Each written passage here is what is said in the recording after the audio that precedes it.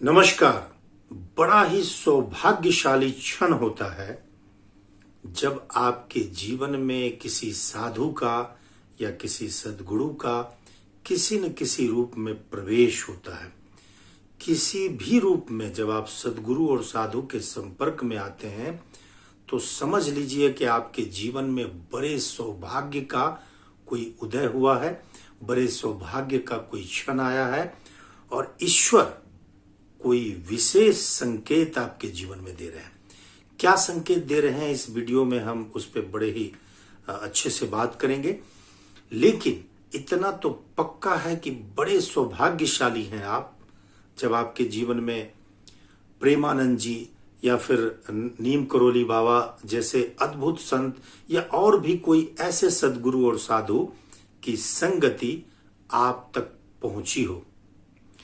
तुलसीदास जी से किसी ने पूछा कि साधु की संगति का क्या फल होता है, क्या सुफल होता है। वो कहते हैं कि इसी से इस बात को समझ लें कि कोई बहुत बड़े कालक्रम, कोई अपने जीवन का बहुत बड़ा वक्त साधु की संगति में गुजारा हो तो ऐसा तो करोड़ों अरबों जन्म के पुण्य का फल होता है। वो कहते हैं कि एक घड़ी, अब देखिए एक घड़ी ही बड़ा छोटा सा वक्त होता है, एक घड़ी आधो घड़ी, वो कहते हैं एक घड़ी भी छोड़िए उसका आधा, आधा घड़ी भी अगर साधु की संगति हो, एक घड़ी आधो घड़ी, आधो में पुनियाद। तुलसी यहीं तक नहीं रुके, वो कहते हैं कि आधा घड़ी का भी आधा, अगर इतना छोटा सा कालक्रम भी अगर साधु की संगति में गुजरा हो, एक घड़ी आधो घड़ी, आधो में पुनियाद, तुलसी संगति साधु की हरे कोटि अपराध। वो कहते हैं कि इतना छोटा सा वक्त अगर साधु की संगति आपके जीवन में हुई है तो वो कोटि अपराध को खत्म कर सकता है। इससे आप समझ सकते हैं कि कितना सौभाग्यशाली क्षण होता है कि आप किसी साधु की संगति में गए हो, किसी सद्गुरु के आभा मंडल के भीतर प्रवेश किए हो। कोटि अपराध कैसे खत्म हो सकता है, इस बात को समझें। आपके भीतर जो एक प्रवृत्ति है अपराध करने की, सद्गुरु उसी को खत्म कर देते हैं, उसी को नष्ट कर देते हैं। अब जो मूल स्रोत है जहां से अपराध का जन्म होता है, अगर वही खत्म हो गया तो कोटि अपराध जो आप कर सकते थे, हजारों अपराध जो जीवन में आपके द्वारा हो सकता था, वही खत्म हो गया। हरे कोटि अपराध।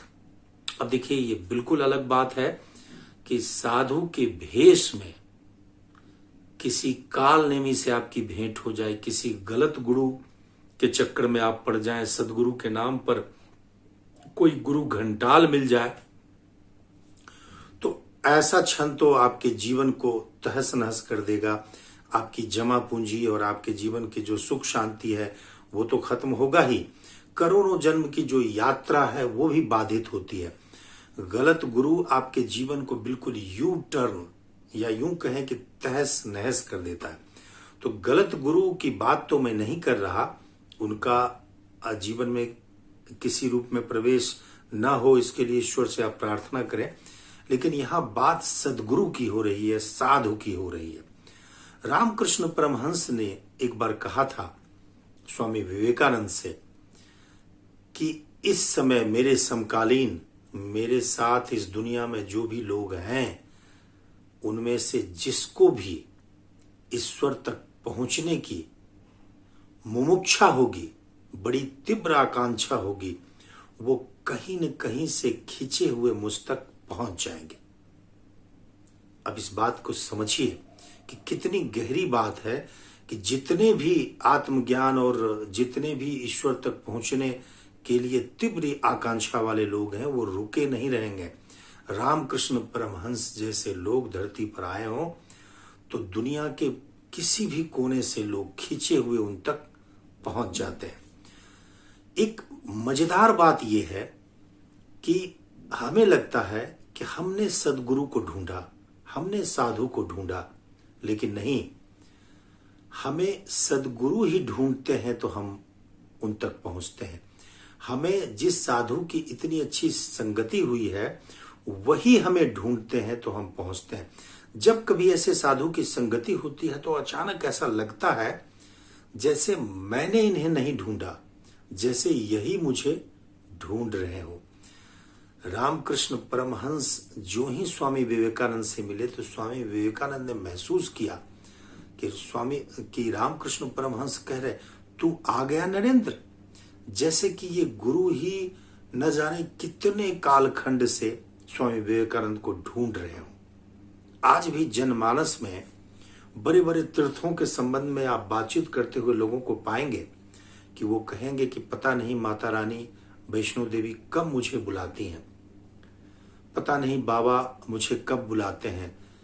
जब कभी आप उनसे पूछें किसी साधारण जनता से भी, किसी साधारण भक्त से भी कि कब जा रहे हैं आप तीर्थ, तो उनका छूटते ही जवाब मिलता है पता नहीं वो कब बुलाते हैं। क्योंकि जो लोग भी अनुभव से गुजरे हैं वो इस बात को जानते हैं कि उनके प्रयास से ऐसे तीर्थों का दर्शन नहीं होता। ऐसा लगता है कि जैसे तीर्थ ही उन्हें पुकारती हो, तब हम तीर्थ तक पहुंचते हैं, साधु तक पहुंचते हैं, सदगुरु तक पहुंचते हैं। बहुत बार आपके जीवन में अनुभव होगा कि आपकी यात्रा सुनिश्चित हो गई कि हमें इस तिथि को, इस तारीख को, इस तीर्थ स्थल तक जाना है, सब कुछ व्यवस्था हो गई, आपकी महीनों की प्लानिंग थी, लेकिन ठीक जाते समय ऐसा कुछ होगा कि आपकी सारी व्यवस्थित यात्रा छिन्न भिन्न हो जाएगी और आप नहीं पहुंचेंगे। और बहुत बार ऐसा होगा कि आपकी कोई भी प्लानिंग नहीं है, कोई कार्यक्रम सुनिश्चित नहीं है, कोई टिकट निश्चित नहीं है, लेकिन जब उनका बुलावा आता है तो सब कुछ व्यवस्थित होता चला जाएगा और आप पाएंगे कि आप सदगुरु के, आप गुरु के, और आप साधु के, आप तीर्थ के, आप भगवान के द्वार पर खड़े हैं। तो ये तभी होता है जब आपके जीवन में कोई सौभाग्य का उदय होता है। इसलिए मैंने प्रारंभ किया इस बात से कि किसी सदगुरु का मिलना, किसी प्रेमानंद जी का आपके जीवन में मिलना, किसी बाबा नीम करोली के संपर्क में आपके जीवन में आना, वो देह में इस वक्त नहीं है, ये कोई बहुत बड़ा विषय नहीं है। क्योंकि अंतर्राष्ट्रीय स्तर के बहुत से बड़े बड़े लोग उनके देह त्याग के बाद भी उनके दर तक पहुंचे और उनके जीवन में बड़ा ही उथल पुथल हुआ, बड़ा ही चमत्कार पूर्ण अनुभव हुआ, जीवन के बड़े अनसुलझे रहस्य सुलझते चले गए। तो ये कोई मुद्दा नहीं है कि वो देह में है नहीं है, लेकिन ऐसे संतों का मिलना आपके जीवन का बड़ा ही सौभाग्यशाली क्षण होता है। किस रूप में ये क्षण होता है ये भी समझ लें। पहली बात तो जब कभी ऐसी संगति होती है तो आप पाएंगे कि आपके जीवन में जैसे बहुत से अनसुलझे चीज सुलझ रहे हो, बहुत सी बाधाएं दूर हो रही हो, बहुत से बिगड़े कार्य होने लगे हों। ऐसा लगता है जैसे सारी चीजें व्यवस्थित हो रही हैं। ऐसा लगता है जैसे कुछ चीजों को जो लंबे समय से प्रतीक्षा थी कि कैसे ये होगा, वो सब अपने आप निपटने लगे हों। ये बड़ा ही अद्भुत होता है कि जब कभी ऐसी संगति होती है, ऐसा सौभाग्य का क्षण आता है, तो आपके जीवन के बहुत से बिगड़े कार्य होने लगते हैं। आपको एहसास होगा, आपको महसूस होगा कि ये काम तो इतना कठिन था, कैसे हो गया। तो पहला तो ऐसे संगति का असर होता है कि आपके जीवन में भौतिक रूप में भी बहुत से कार्य होने लगते हैं, बड़े अच्छे पल जीवन में संवरने लगते हैं।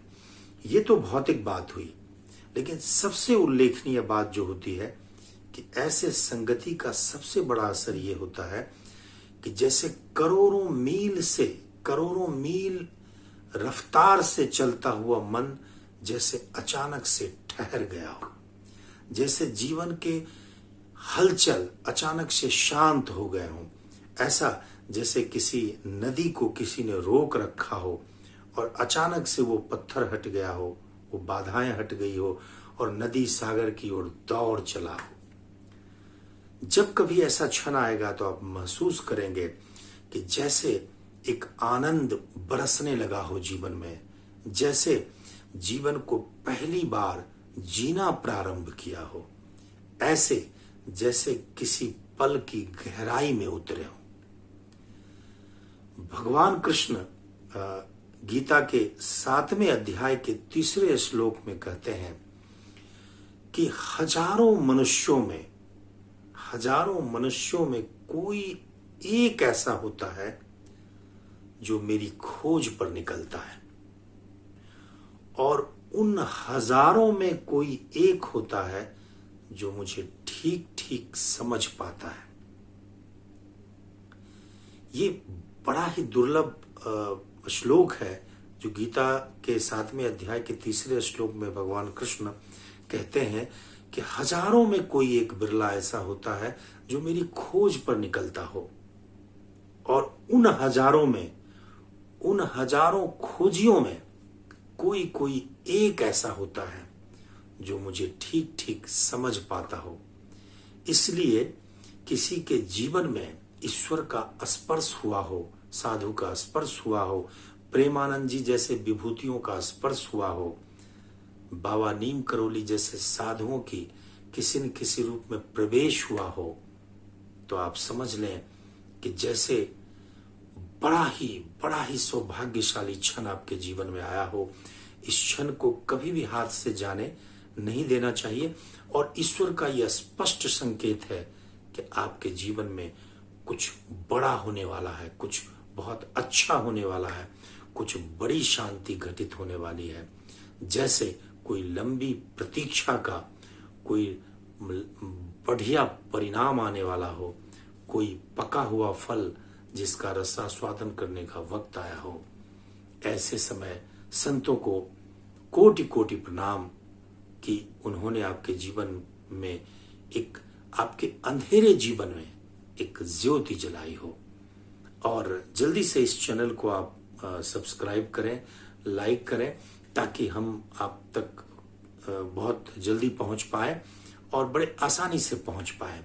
आपने मेरी बातों को बड़े ध्यान से सुना, बड़े प्रेम पूर्वक सुना।